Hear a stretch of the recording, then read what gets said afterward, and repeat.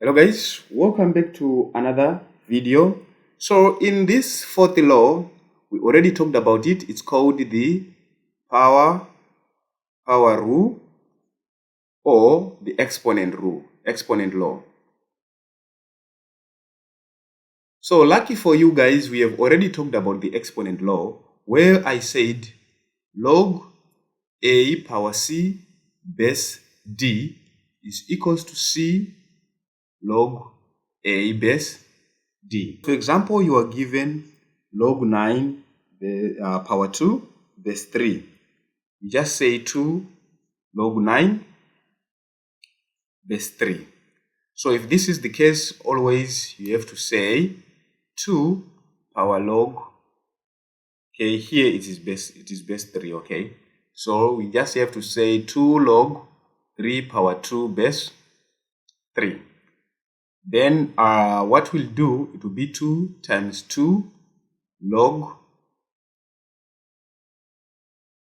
3 base 3, which is equals to 4 times 1, which is equals to 4, according to the laws of power. And of course, we can take also a look into another example where we can say we have used the 64. Let us use 64.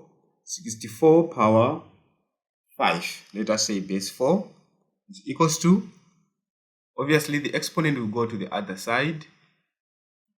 Then here it is log 64 base 4.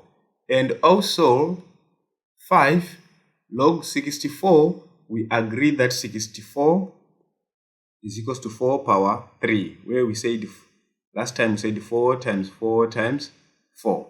So here it will be 4 power 3 base 4. So here it means we are going to say 5 times 3 log 4 base 4.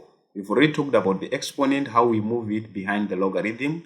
So here we get 15 times 1, because log 4 base 4 is nothing but 1. So here we get nothing but 15 is our answer. Now I want you guys to do for log 100 power 25. I'm not going to put a base. I think you know what is the base there.